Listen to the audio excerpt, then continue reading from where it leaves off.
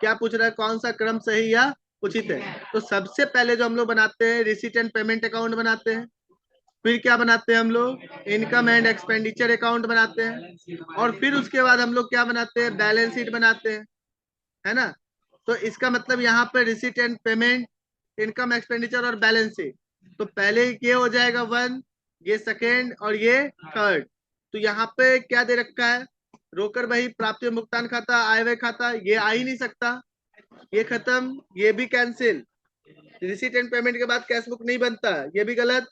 फिर आय व्यय खाता, प्राप्ति एवं भुगतान खाता, ये गलत है, क्योंकि प्राप्ति एवं भुगतान खाता पहले होना चाहिए, आय व्यय खाता बाद में होना चाहिए, इसका मतलब ये भी गलत है। और इनमें से कोई नहीं, इसका आंसर क्या हो जाएगा बच्चे का, 27 बोल रहा है, चालू वर्ष के दौरान अग्रिम प्राप्त चंदे, subscription received in advance during the current year, अगर एडवांस में हमें मिले। अच्छा बताओ, एक चीज हमेशा याद रखना, इनकम हमें अगर पहले मिल जाए, इनकम अगर मुझे एडवांस में मिल जाए, पहले मिल जाए, तो मेरे ऊपर लाइबिलिटीज हो जाएगा कि नहीं? तो इनकम अगर पहले मिल जाता है तो आपके ऊपर कर्ज हो जाता है। समझ में आ रही मेरी बात? तो इसका मतलब कहीं ना कहीं ये क्या है, लाइबिलिटीज है मेरे लिए। ये बोला जा रहा है कि निम्नलिखित दशा में आय व्यय खाते में कितनी राशि लिखी जाएगी। ठीक है, तो सबसे पहला देखना है स्टेशनरी का लेनदार कितना है, क्रेडिटर, ओपनिंग और क्लोजिंग बता रखा है, कितना कितना, 8,000 और 6,000। ये ओपनिंग है 8,000, क्रेडिटर का ओपनिंग है, देखा कितना दे रखा है, ये 8,000, और स्टॉक का ओपनिंग क्लोजिंग कितना दे रखा है, 3,000 और 3,200। तो इसको बनाना है हमें, तो कैसे बनाएंगे, क्या करते हैं हम लोग, हाँ, ओपनिंग को हम लोग क्या करते हैं, ऐड करते हैं, और क्लोजिंग को हम लोग क्या करते हैं, माइनस करते हैं। क्लियर है? तो बताओ स्टेशनरी है कितना यहाँ पे, ड्यूरिंग द ईयर स्टेशनरी कितना है, 60,000 है। तो 60,000 में आप क्या करोगे, ओपनिंग स्टॉक को जोड़ोगे, ओपनिंग स्टॉक कितना दे रखा है, तो आप पे कितना हो गया, और क्लोजिंग स्टॉक कितना दे रखा है, तो क्लोजिंग स्टॉक को आप घटाओगे तो कितना हो गया बच्चे का, 59,800, नहीं हो गया? अब क्या है, 59,800 हुआ। अब यहाँ पे समझना है आपको कि क्रेडिटर लाइबिलिटीज है, इसलिए इसमें उल्टा हो जाता है। मतलब ओपनिंग क्या होगा, माइनस होगा, और क्लोजिंग क्या होगा, प्लस होगा। तो ओपनिंग अगर माइनस करते हो तो कितना हो जाएगा बच्चे का, 53,800, और क्लोजिंग क्या हो जाएगा, प्लस हो जाएगा। क्लोजिंग जैसे जोड़ोगे तो कितना हो जाएगा, अच्छा सॉरी सॉरी सॉरी सॉरी बच्चे, 51,800 हो जाएगा। तो आपने जैसे 6,000 जोड़ा तो 57,800 हो जाता है। बोलता है आय व्यय खाते में लिखे जाते हैं लेन देन, कौन, रेवेन्यू नेचर। मैं पहले ही बता रखा हूं कि रिसिप्ट एंड पेमेंट जो हम लोग बनाते हैं, इसमें कैपिटल और रेवेन्यू दोनों आइटम जाता है, लेकिन इनकम एक्सपेंडिचर जब हम लोग बनाते हैं तो इनकम एक्सपेंडिचर में सिर्फ क्या जाता है बच्चे का, सिर्फ रेवेन्यू नेचर का आइटम जाता है, रेवेन्यू रिसिप्ट और रेवेन्यू पेमेंट जाता है। तो यहाँ पर क्या लिखा हुआ है, कैपिटल नेचर ओनली, गलत है। फिर रेवेन्यू नेचर, ये सही है, वो तो हो ही नहीं सकता, इनमें से कोई नहीं, जब एक आंसर आ रहा है तो इनमें से कोई नहीं, तो आंसर का बात ही खत्म हो जाता है। 30 में क्या बोल रहा है बच्चे का, बोलता है donation received for a special purpose, अगर किसी स्पेशल पर्पस के लिए डोनेशन मिलता है तो कितनी बार मिलेगा, तो मैं क्या बता रखा हूं, जो एक बार मिले, या इररेकरिंग टाइप का जो इनकम हो या रिसिप्ट हो, वो क्या हो जाएगा आपका, लायबिलिटी। तो चलो हम लोग देखते हैं आय व्यय खाते के क्रेडिट पक्ष में क्या सही है या गलत है, गलत है, ये तो नहीं होगा, सी तो हो ही नहीं सकता। क्यों नहीं हो सकता, क्योंकि एसेट्स में लिखा हुआ है तो एसेट्स में जाएगा नहीं, क्योंकि ये लायबिलिटीज होता है। आप बी की ओर थोड़ा सा चल सकते हो, कैसे, क्योंकि इसमें बता नहीं रखा है कि ये एसेट साइड जाएगा या लायबिलिटी साइड जाएगा। अब नहीं बता रखा है तो क्यों बोल रहे हैं आप, तो इसमें एक चीज बहुत अच्छा बता रखा है, क्या, क्रेडिट, मतलब इसका बैलेंस लायबिलिटीज का, ऐसे भी बैलेंस क्या होता है, क्रेडिट बैलेंस होता है, और क्रेडिट बैलेंस होता है तो इसका मतलब वो लायबिलिटीज को ही शो कर रहा है। इसका मतलब बैलेंस शीट में लिखने के बारे में बोल भी रहा है, तो वो कहाँ दिखाया जा रहा होगा? Liability side. तो इसका आंसर क्या हो जाएगा? 31। पूंजी कोष क्या है, कैपिटल फंड क्या है, या कैसे कैलकुलेट करते हैं हम लोग? इनकम और एक्सपेंडिचर का डिफरेंस जो आता है वो क्या बताता है? सरप्लस या डेफिसिट बताता है ना। फिर उसके बाद एसेट्स और लायबिलिटीज, हम लोग एक फॉर्मूला जानते हैं बहुत अच्छे से, बचपन से हम लोग 11 से पढ़ते आ रहे हैं, capital plus liabilities is equal to asset. तो जैसे ही लायबिलिटीज इधर जाएगा तो वैसे ही क्या बच जाएगा? Assets minus liabilities is equal to capital. तो जैसे हम लोग सिंगल इंटरेस्ट सिस्टम में बनाते थे, है ना, अकाउंटिंग इक्वेशन में भी हम लोग बनाए हैं 11th में, उसी तरीके से यहाँ पर भी वही बात है। तो यहाँ पर क्या हो जाएगा आंसर? क्लियर है? 32 बोलता है क्या? Out of the following item which one is shown in the receipt and payment account. सबसे पहली बात, रिसिप्ट एंड पेमेंट अकाउंट की बात हो रही है, तो इसमें कैश ट्रांजैक्शन दिखाए जाते हैं। आउटस्टैंडिंग का मतलब बकाया है, तो ये तो जाने वाली बात ही नहीं है। डेप्रिसिएशन जाने वाली बात ही नहीं है, और एक्रूड सब्सक्रिप्शन जाने वाली बात ही नहीं है। कौन जाएगा? बोल रहा है एक स्कूल द्वारा कोई किसी तरीके का वार्षिक उत्सव हो रहा है और वहां पे प्राप्त किया गया चंदा माना जाएगा, है ना। तो क्या हो जाएगा बच्चे का? ईयरली हो रहा है, एनुअली हो रहा है। एनुअली जब पैसा लिया जाता है वो तो ऐसे भी सब्सक्रिप्शन क्या हो जाता है, उसका तो नेचर ही होता है मेंबर से एनुअली रूप से पैसे लिए जाएं, तो वो क्या हो जाएगा? रेवेन्यू नेचर हो जाता है ना। समझ में आ रही मेरी बात? सरस्वती पूजा हो रहा है, सरस्वती पूजा वार्षिकोत्सव है कि नहीं है? हर एक वर्ष मनाया जाता है कि नहीं? चिल्ड्रंस डे हर एक वर्ष, टीचर्स डे हर एक वर्ष मनाया जाता है कि नहीं? उसके लिए लिया गया पैसा क्या? रेवेन्यू होगा ना। क्लियर है बच्चे? बोलता है गैर व्यापारिक संस्था में अधिक लेन देन होते हैं। सबसे पहली बात, गैर व्यापारिक संस्था सहायता करने के उद्देश्य से होता है, सर्विस प्रोवाइड करने के उद्देश्य से होता है, लोगों को बाकी ट्रेडिंग ऑर्गेनाइजेशन ज्यादा ठग ना पाए, इसलिए ये संस्थाएं स्थापित की जाती है लोगों के सहायता के लिए। तो कहीं ना कहीं जब वो आपको सामान सस्ते में देगा, हाँ सामान आपको क्या देगा? सस्ते में देगा, तो आप बताओ सस्ते में भी दे और उधार भी दे, तो इससे ज्यादा बेवकूफ कोई नहीं है। हाँ रेयरली वो क्या देगा? उधार दे सकता है, इसलिए अधिक लेन देन बोल रहा है, मतलब समस्त लेन देन नहीं बोल रहा, मोस्टली जो ट्रांजेक्शन है वो इन। क्लियर है बच्चा? निम्नलिखित में कौन सा आय?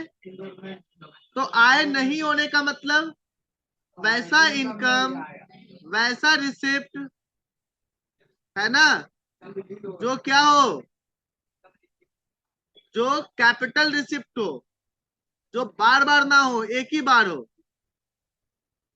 है ना, तब वो आय नहीं होगा। रिसिप्ट है, पहले तो पेमेंट तो छांट ही दोगे, रिसिप्ट भी हो तो उसमें कौन सा कैपिटल नेचर को आप पकड़ोगे, क्योंकि रेवेन्यू नेचर को पकड़ोगे तो वो तो हो जाएगा, और यहां बोल रहा है नहीं होना चाहिए। तो रेवेन्यू, ये तो रेवेन्यू नेचर का है, ये भी रेवेन्यू नेचर का है, ये भी रेवेन्यू नेचर का है, तो आंसर क्लियर है। इंडोमेंट फंड जब बड़े एसेट्स को खरीदने के लिए दिया जाता है पैसे, तो उसे क्या कहते हैं हम लोग? इंडोमेंट फंड कहते हैं। क्लियर है बच्चे का समझ में? चलिए फिर क्या बोल रहा है बच्चे का? लाभ ना कमाने वाली संस्था व्यय की आय पर अधिकता को कहा जाता है। ये पहले भी हम लोग पढ़ रखे, एक्सेस ऑफ क्या है? एक्सपेंडिचर ओवर इनकम, मतलब एक्सपेंडिचर ज्यादा है इनकम से, और एक्सपेंडिचर अगर खर्चा ज्यादा हो जाए तो आपके लिए लॉस है, और एनपीओ में लॉस ना कर उसे क्या कहते हैं हम लोग? डेफिसिट। तो आंसर इसका क्या हो जाएगा? बोल रहा है लाभ कमाने वाली संस्था नहीं है, ये भी लाभ कमाने वाली संस्था है, ये भी एनपीओ है, ये भी क्या बच्चे का, और ये भी हॉस्पिटल भी क्या है, और तो आंसर क्या हो जाएगा? आपको चंदा कितना रिसिप्ट हुआ है? 50,000 का चंदा है, और क्या बोल रहा है? बोला क्या जा रहा है, outstanding subscription end of the year. End of the year मतलब करंट ईयर बोल रहा है, तो करंट ईयर का आउटस्टैंडिंग आपने क्या करना होता है, तो कितना हो गया 50, और प्रीवियस ईयर का आउटस्टैंडिंग हम लोग क्या करते हैं, माइनस करते हैं। कल ही हम लोगों ने क्लास में पढ़ा था, तो कितना हो गया बच्चे का, और आंसर है क्या, क्लियर है, 38 भी हमारा क्लियर। अब बोल रहा है all item of revenue in nature are shown, मतलब रेवेन्यू नेचर के आइटम को कहाँ दिखाया जाता है, रेवेन्यू नेचर में रेवेन्यू रिसिप्ट भी हो सकता है, रेवेन्यू रिसिप्ट का मतलब इनकम, रेवेन्यू पेमेंट का मतलब एक्सपेंसेस, और इनकम एक्सपेंसेस दिखाया जाता है इनकम एंड, क्लियर है बच्चे का। फिर अगला क्या दे रखा है, एक क्लब द्वारा प्राप्त अग्रिम चंदा चिट्ठे में, अग्रिम चंदा आपको प्राप्त हो रहा है, सब्सक्रिप्शन आपको रिसीव्ड हो रहा है इन एडवांस, इनकम अगर एडवांस है तो आपके ऊपर क्या हो जाएगा, लायबिलिटीज हो जाएगा। तो इसका मतलब किधर जाएगा, ये बोल रहा है बच्चे 41 नंबर, आय व्यय खाते का शेष क्या दर्शाता है, आय व्यय खाते का शेष मतलब शेष मतलब रिमेनिंग डिफरेंस, हाँ क्या बताएगा बच्चे का, excess of income over expenditure, या मतलब इसका मतलब अपोजिट।